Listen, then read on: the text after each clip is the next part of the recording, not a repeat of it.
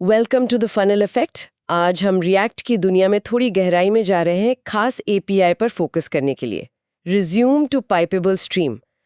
अगर server side rendering मतलब SSR को ऑप्टिमाइज करना खासकर नोड जेएस इन्वायरमेंट में आपकी दिलचस्पी का विषय है, तो आज की चर्चा आपके लिए बहुत रेलेवेंट होगी। हमारे पास सोर्स के तौर पर रिएक्ट डॉक्यूमेंटेशन के कुछ हिस्से हैं जो इस एपीआई की बारीकियों को समझाते हैं, और हमारा लक्ष्य है इसे सरल भाषा में समझना कि ये क्या है, कैसे काम करता है, इसका असली फायदा क्या है, और हाँ, इसे इस्तेमाल करते समय किन बातों का ध्यान रखना चाहिए। तो चलिए इसे खोलते हैं, समझते हैं। तो सबसे पहले शुरू करते हैं, ये रिज्यूम टू पाइपेबल स्ट्रीम आखिर है क्या? हाँ, तो ये रिएक्ट डॉम सर्वर एपीआई का एक हिस्सा है और जैसा आपने कहा, ये खास तौर पर नोड जेएस एनवायरनमेंट्स के लिए ही बनाया गया है। इसका जो मुख्य काम है वो है एक पहले से रेंडर किए गए रिएक्ट ट्री के हिस्से को लेना, मतलब जिसे हम प्री रेंडर्ड कहते हैं ना, यानी वो हिस्सा जो प्री रेंडर जैसी किसी एपीआई का इस्तेमाल करके पहले ही तैयार किया जा चुका है, और फिर उसे एचटीएमएल के रूप में एक नोड जेएस स्ट्रीम में भेजना। अच्छा। इसे ऐसे समझें कि जहां प्री रेंडर ने काम छोड़ा था, ये एपीआई वहीं से प्रोसेस को रिज्यूम करता है, आगे बढ़ाता है। अच्छा, तो मतलब जहां प्री रेंडर ने काम अधूरा छोड़ा, ये एपीआई वहीं से प्रक्रिया को आगे बढ़ाती है, उसे रिज्यूम करती है, ऐसा? बिल्कुल सही, बिल्कुल वही। प्री रेंडर का काम होता है एचटीएमएल का, आप कह सकते हैं, शुरुआती हिस्सा तैयार करना, शायद बिल्ड के समय या किसी बैकग्राउंड प्रोसेस में। फिर जब असल यूजर रिक्वेस्ट आती है, तो रिज्यूम टू पाइपेबल स्ट्रीम उस आधे अधूरे काम को उठाता है और उसे पूरा करके क्लाइंट को स्ट्रीम कर देता है। तो ये रिज्यूम शब्द यहाँ बहुत इंपॉर्टेंट है। और ये सिर्फ नोड जेएस के लिए ही क्यों? मतलब दूसरे एनवायरनमेंट्स के लिए क्या ऑप्शंस हैं? हाँ, ये जानना जरूरी है। डॉक्यूमेंटेशन एकदम साफ कहता है कि ये एपीआई स्पेसिफिकली नोड जेएस के लिए है, क्योंकि ये नोड जेएस की जो स्ट्रीमिंग कैपेबिलिटीज हैं, मतलब राइटेबल स्ट्रीम्स, उनका इस्तेमाल करता है। अगर आप डीनो या जैसे क्लाउडफ्लेयर वर्कर्स जैसे modern age run time environments में काम कर रहे हैं, जो वेब स्ट्रीम्स एपीआई को सपोर्ट करते हैं, तो उनके लिए एक अलग मिलती जुलती एपीआई है जिसका नाम सिर्फ रिज्यूम है। फंक्शनैलिटी काफी हद तक समान है, लेकिन वो अंडरलाइंग स्ट्रीम मैकेनिज्म अलग है। समझ गई। तो रिज्यूम टू पाइपेबल स्ट्रीम का मेन फोकस एफिशिएंसी पर है कि पहले से जो काम हो चुका है उसका फायदा उठाकर प्रोसेस को तेजी से पूरा किया जाए। एग्जैक्टली। प्री रेंडरिंग का मकसद ही यही होता है कि यूजर रिक्वेस्ट आने से पहले ही कुछ कंप्यूटेशन कर लिया जाए।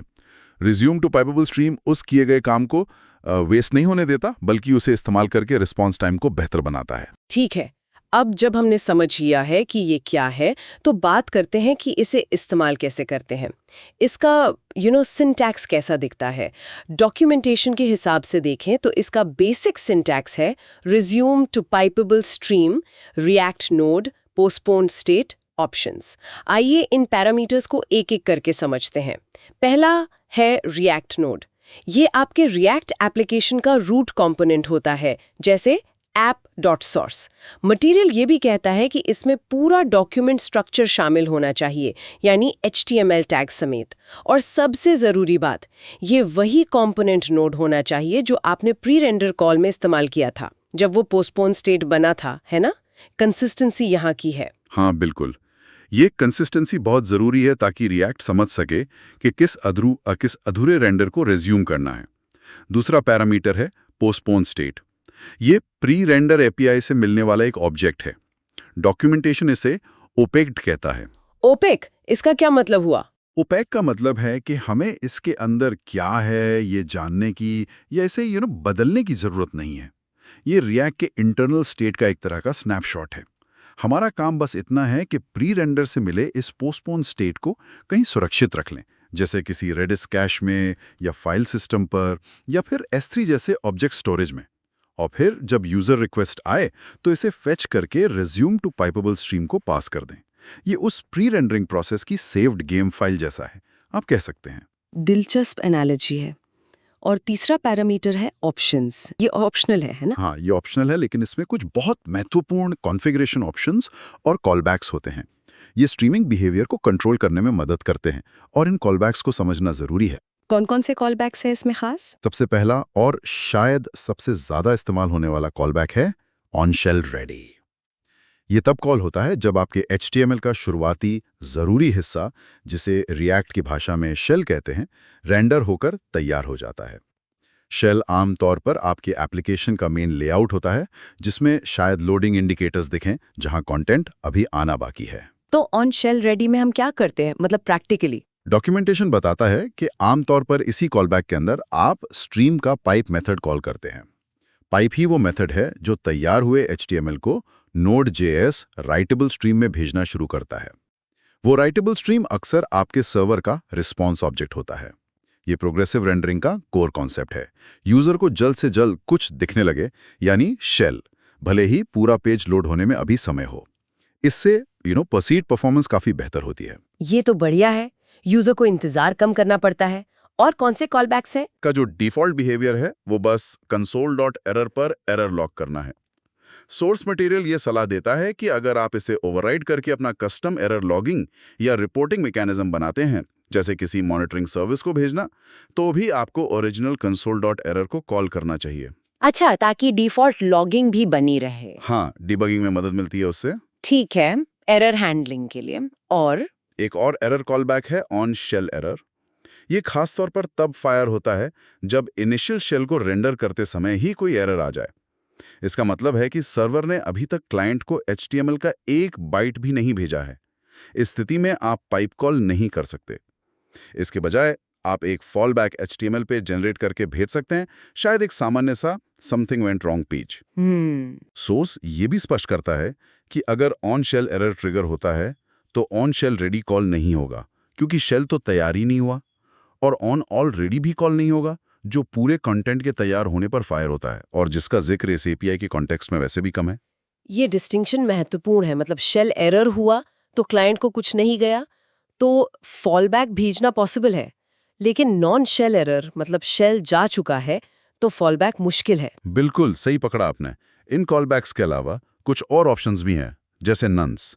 ये कंटेंट सिक्योरिटी पॉलिसी CSP के साथ इस्तेमाल होता है।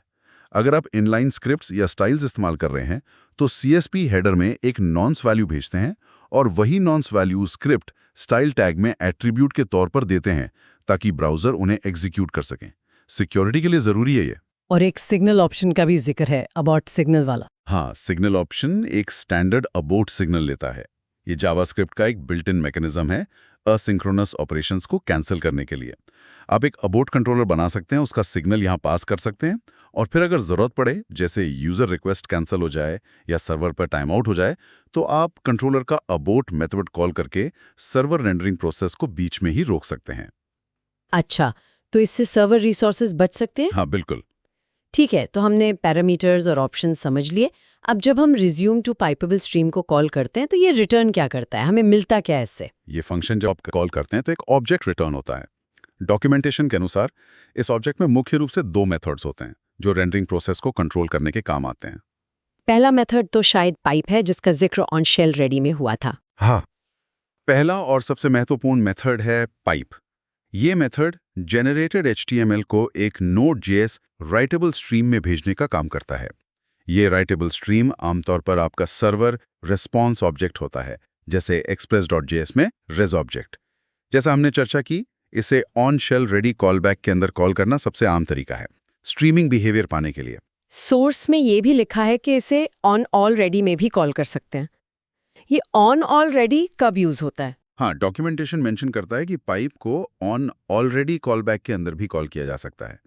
ये कॉलबैक तब फायर होता है जब पूरा content including suspended parts render हो चुका हो। ये उन सिनेरियोज में उपयोगी हो सकता है जहां आपको पूरा HTML एक साथ चाहिए, जैसे सर्च इंजन क्रॉलर्स के लिए रेंडर करते समय या स्टैटिक साइट जनरेशन के दौरान। हालांकि रिज्यूम टू पाइपेबल स्ट्रीम के कॉन्टेक्स्ट में स्ट्रीमिंग यानी ऑन शेल रेडी वाला अप्रोच ज़्यादा कॉमन यूज केस है।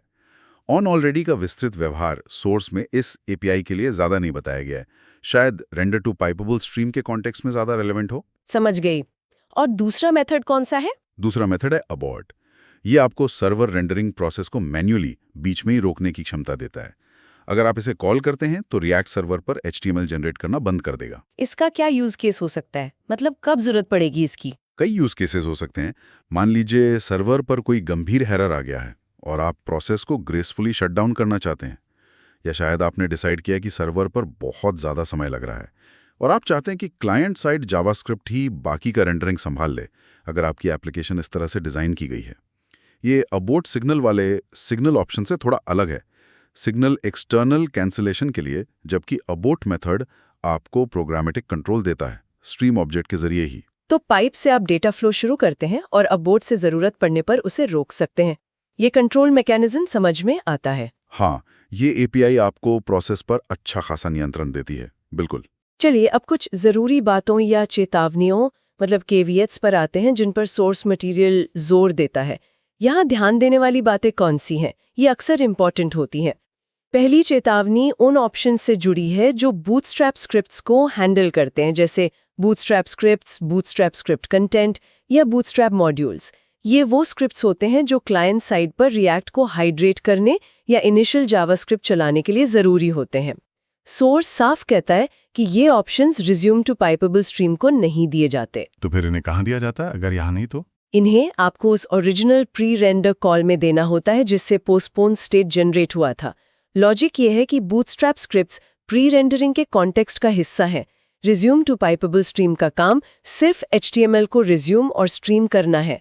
सोर्स ये भी कहता है कि अगर ज़रूरत हो तो आप बूटस्ट्रैप स्क्रिप्ट टैग्स को राइटेबल स्ट्रीम में मैन्युअली भी इंजेक्ट कर सकते हैं, शायद पाइप कॉल करने से ठीक पहले। ये जानना महत्वपूर्ण है। अच्छा, दूसरा कैविएट आइडेंटिफायर प्रीफिक्स ऑप्शन के बारे में है। ये ऑप्शन रिएक्ट द्वारा जनरेट किए गए आईडीज जैसे यूज आईडी हुक से को यूनिक बनाने के लिए इस्तेमाल होता है, खासकर जब एक पेज पर मल्टीपल रिएक्ट एप्स हों। हाँ, और सोर्स कहता है कि ये ऑप्शन भी रिज्यूम टू पाइपेबल स्ट्रीम पर नहीं दिया जा सकता। इसका कारण क्या है? कारण वही है, कंसिस्टेंसी। प्री रेंडर स्टेप में जो प्रीफिक्स इस्तेमाल हुआ था वही resume to pipeable stream step में भी इस्तेमाल होना चाहिए ताकि आईडीज मैच करें। इसलिए इसे प्री रेंडर कॉल के समय ही सेट करना होता है। रिज्यूम टू पाइपेबल स्ट्रीम इसे बस इनहेरिट कर लेता है उस पोस्टपोन स्टेट के जरिए। ठीक है, कंसिस्टेंसी बनाए रखना जरूरी है। नॉन्स के बारे में भी एक खास बात बताई गई है ना? हाँ, नॉन्स के इस्तेमाल पर एक शर्त है। आप नॉन्स को resume to pipeable stream options में तभी प्रोवाइड करें जब आप प्री रेंडर स्टेप के दौरान बूटस्ट्रैप स्क्रिप्ट्स प्रोवाइड नहीं कर रहे थे। अगर आपने प्री रेंडर में बूटस्ट्रैप स्क्रिप्ट्स जैसे ऑप्शन दिए थे तो नॉन्स को वहीं हैंडल किया जाना चाहिए था ताकि उन स्क्रिप्ट टैग्स में नॉन्स लग सकें। अगर प्री रेंडर में स्क्रिप्ट्स नहीं थे लेकिन आप रिज्यूम के बाद मैन्युअली स्क्रिप्ट इंजेक्ट कर रहे हैं या रिएक्ट को क्लाइंट पर हाइड्रेट करने के लिए स्क्रिप्ट चाहिए, तब आप रिज्यूम टू पाइपेबल स्ट्रीम में नॉन्स दे सकते हैं। ये डिपेंडेंसी समझना जरूरी है कि कौन सा ऑप्शन किस स्टेज पर देना है, कंफ्यूजन हो सकता है। बिल्कुल। अब आते हैं एक और बहुत ही महत्वपूर्ण पहलू पर, जिसे सोर्स ने केवियाट सेक्शन में रखा है, री रेंडरिंग का व्यवहार। यह समझना बहुत जरूरी है कि रिज्यूम टू पाइपेबल स्ट्रीम सिर्फ बाइट लेवल पर वहीं से कंटिन्यू नहीं करता जहां प्री रेंडर रुका था। ये उससे कहीं ज्यादा सोफिस्टिकेटेड है। तो ये कैसे काम करता है? ये री रेंडर क्यों करता है अगर प्री रेंडर हो चुका है? देखिए, प्री रेंडर के दौरान हो सकता है कि कुछ कंपोनेंट्स डेटा फेच करने के लिए सस्पेंड हो गए हों, जैसे सस्पेंस के साथ, वो पूरी तरह रेंडर नहीं हो पाए। जब resume to pipeable stream call होता है तो रिएक्ट एप्लीकेशन के रूट कंपोनेंट से री रेंडर करना शुरू करता है। वो ट्री में नीचे जाता है और चेक करता है। क्या चेक करता है? वो देखता है कि कौन से कंपोनेंट्स प्री रेंडर के दौरान पूरी तरह फिनिश हो गए थे, यानी कंपोनेंट खुद और उसके सारे चिल्ड्रन बिना सस्पेंड हुए रेंडर हो गए थे। सोर्स कहता है only fully pre rendered components are skipped entirely. सिर्फ ऐसे ही पूरी तरह से प्री रेंडर हो चुके सब ट्रीज को रिएक्ट पूरी तरह स्किप करता है। और जो पूरी तरह रेंडर नहीं हुए थे उनका क्या? जो कंपोनेंट्स प्री रेंडर में सस्पेंड हुए थे या जिनके चिल्ड्रन सस्पेंड हुए थे, मतलब वो पार्शियल थे, उन्हें और उनके चिल्ड्रन को resume to pipeable stream call के दौरान दोबारा रेंडर किया जाएगा। यह बाइट कंकैटिनेशन नहीं है, बल्कि एक लॉजिकल री-रेंडरिंग प्रोसेस है जहां जरूरत होती है। ओह, ये तो काफी नुआंस्ड है। इसका मतलब है कि परफॉर्मेंस बेनिफिट इस बात पे निर्भर करता है कि प्री रेंडर स्टेप में कितना काम सफलतापूर्वक पूरा हो गया था। एग्जैक्टली, बिल्कुल सही। अगर आपके एप्लीकेशन का बड़ा हिस्सा प्री रेंडर में ही सस्पेंड हो गया था तो रिज्यूम टू पाइपेबल स्ट्रीम को ज्यादातर काम दोबारा करना पड़ेगा और परफॉर्मेंस गेन शायद उतना न हो। लेकिन अगर सिग्निफिकेंट हिस्सा, खासकर शेल और क्रिटिकल कंटेंट प्री रेंडर हो गया था तो रिज्यूम टू पाइपेबल स्ट्रीम उन हिस्सों को स्किप करके तेजी से स्ट्रीम कर पाएगा। तो ये सस्पेंस, बाउंड्रीज और डेटा फेचिंग स्ट्रैटेजी पे बहुत निर्भर करेगा कि कितना फायदा मिलेगा। हाँ बिल्कुल, ये दिखाता है कि प्री रेंडरिंग और रिज्यूमिंग का फायदा उठाने के लिए एप्लीकेशन आर्किटेक्चर को ध्यान से डिजाइन करना पड़ता है। कहाँ सस्पेंस बाउंड्री लगानी है, कौन सा डेटा प्रीफेच करना है, ये सब परफॉर्मेंस को अफेक्ट करेगा। ये सिर्फ एपीआई कॉल करना नहीं है, ये एक पूरी स्ट्रैटेजी है। ये री-रेंडरिंग वाला पॉइंट वाकई दिलचस्प था और इसके इम्प्लीकेशंस काफी गहरे हैं। अच्छा, सोर्स मटेरियल में आगे की जानकारी के लिए भी कुछ पॉइंटर्स दिए गए हैं? हाँ, डॉक्यूमेंटेशन ये समझने में मदद करता है कि ये एपीआई रिएक्ट के सर्वर रेंडरिंग इकोसिस्टम में कहाँ फिट होती है। सोर्स कहता है कि रेंडर टू पाइपेबल स्ट्रीम का बिहेवियर काफी हद तक रेंडर टू रीडेबल स्ट्रीम जैसा है। ये दोनों में क्या समानता है और अंतर है, थोड़ा बताएंगे? देखिए, render to readable stream web streams API पर आधारित है और डीनो या एज रन टाइम्स जैसे एनवायरमेंट्स के लिए है। रिज्यूम टू पाइपेबल स्ट्रीम, जैसा हमने कहा, नोड.js स्ट्रीम्स पर आधारित है, तो वो अंडरलाइंग स्ट्रीम टेक्नोलॉजी अलग है। लेकिन कोर कॉन्सेप्ट्स जैसे shell rendering, HTML streaming, suspense के साथ integration, error handling, callbacks, on shell ready, on error वगैरह काफ़ी समान है। इसलिए सॉर्ट सजेस्ट करता है कि अगर आपको रिज्यूम टू पाइपेबल स्ट्रीम के यूसेज पैटर्न्स या एग्जांपल्स देखने हैं, तो आप रेंडर टू रीडेबल स्ट्रीम के डॉक्यूमेंटेशन का यूसेज सेक्शन भी देख सकते हैं, क्योंकि कॉन्सेप्ट्स काफ़ी हद तक ट्रांसफरेबल हैं। अच्छा, यानी एक को समझ लिया तो दूसरे को समझना आसान हो जाएगा। और प्री रेंडर के साथ इसके कॉम्बिनेशन को समझने के लिए भी कुछ रेफरेंस है? हाँ, सोर्स कहता है कि अगर आप ये देखना चाहते हैं कि प्री रेंडर नोड.js स्ट्रीम्स के साथ कैसे काम करता है, क्योंकि प्री रेंडर खुद एनवायरनमेंट एग्नोस्टिक हो सकता है, लेकिन उसे किसी स्ट्रीम एपीआई के साथ इस्तेमाल करना पड़ता है, तो आप pre render to node stream API, जो शायद प्री रेंडर का नोड.js स्पेसिफिक वेरिएंट या हेल्पर है, के यूजेज सेक्शन को देख सकते हैं। इससे ये समझने में मदद मिलेगी कि प्री रेंडर से पोस्टपोन स्टेट कैसे बनता है और फिर रिज्यूम टू पाइपेबल स्ट्रीम उसे कैसे इस्तेमाल करता है। वो पूरा वर्कफ्लो क्लियर हो जाएगा। तो इन रेफरेंसेस से पूरी तस्वीर साफ होती है कि कैसे प्री रेंडर और रिज्यूम एपीआईज मिलकर काम करती हैं और कैसे ये अलग-अलग JavaScript environments Node.js versus web streams के लिए अडैप्ट की गई हैं। सही कहा।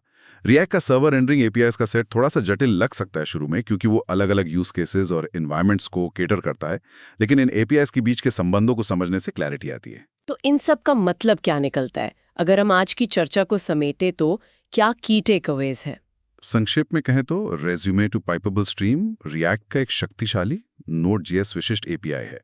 ये आपको एक पहले से रेंडर किए गए, मतलब प्री रेंडर्ड HTML को कुशलतापूर्वक रिज्यूम करने और उसे क्लाइंट को स्ट्रीम करने की सुविधा देता है। और इसका मुख्य फायदा सर्वर साइड रेंडरिंग परफॉर्मेंस को बूस्ट करना है, खासकर जब इसे प्री रेंडर एपीआई के साथ मिलाकर इस्तेमाल किया जाए। बिल्कुल, ये उन सिनेरियोज के लिए डिजाइन किया गया है जहां आप इनिशियल रेंडर का कुछ महंगा या समय लेने वाला हिस्सा पहले ही करके रखना चाहते हैं, शायद एप्लीकेशन बिल्ड के समय या किसी बैकग्राउंड जॉब में।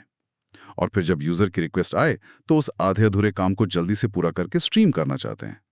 इससे time to first byte TTFP और परसीव्ड परफॉर्मेंस दोनों बेहतर हो सकते हैं। करना है और क्या री रेंडर करना है? हाँ, वो इंटेलिजेंस इसका की फीचर है। बिल्कुल, यहाँ एक सोचने वाली बात ये है कि इस रिज्यूम मैकेनिज्म को देखते हुए और ये समझते हुए कि रिएक्ट सिर्फ पूरी तरह से प्री रेंडर्ड कंपोनेंट्स को ही स्किप करता है, डेवलपर्स के लिए एक महत्वपूर्ण सवाल खड़ा होता है। वो सवाल ये है कि अपनी एप्लीकेशन को डिजाइन करते समय ये फैसला कैसे करें कि कौन से हिस्से प्री रेंडरिंग के लिए सबसे उपयुक्त हैं और कौन से हिस्से रिज्यूम फेज के दौरान ऑन द फ्लाई रेंडर होने के लिए छोड़े जाने चाहिए। ये एक स्ट्रैटेजिक सवाल है वाकई। क्या हमें above the fold critical content को प्री रेंडर करने पर फोकस करना चाहिए या शायद उन हिस्सों को जो स्टैटिक हैं और बदलते नहीं? हाँ, ये ट्रेड ऑफ्स का सवाल बन जाता है। उदाहरण के लिए, अगर आप बहुत ज़्यादा डायनामिक कंटेंट को प्री रेंडर करने की कोशिश करते हैं जो डेटा फेचिंग पर निर्भर करता है, तो हो सकता है कि प्री रेंडर स्टेप में ज़्यादातर कंपोनेंट्स सस्पेंड हो जाएं और फिर रिज्यूमिंग के दौरान ज़्यादा फायदा ना मिले। दूसरी तरफ, अगर आप सिर्फ स्टैटिक शेल को प्री रेंडर करते हैं तो फायदा शायद सीमित हो, खासकर कॉम्प्लेक्स यूजर इंटरफेसेस में जहां डेटा डिपेंडेंसीज होती हैं, यूजर स्टेट होता है, इंटरैक्टिविटी होती है। ये फैसला और भी मुश्किल हो सकता है। उससे मिलने वाले परफॉर्मेंस गेन से ज्यादा है? क्या कुछ हिस्सों को क्लाइंट साइड रेंडरिंग के लिए छोड़ना बेहतर है? इसका जवाब हर एप्लीकेशन के लिए अलग होगा और ये user experience goals, server infrastructure और एप्लीकेशन की कॉम्प्लेक्सिटी पर निर्भर करेगा। ये एपीआई एक शक्तिशाली टूल जरूर है, लेकिन इसका प्रभावी इस्तेमाल सोच समझकर की गई आर्किटेक्चरल डिजाइन की मांग करता है। ये वाकई एक दिलचस्प सवाल है जिस पर डेवलपर्स को विचार करना चाहिए जब वो इस तरह के एडवांस्ड SSR टेक्निक्स को अपनाते हैं। Thank you for watching the funnel effect.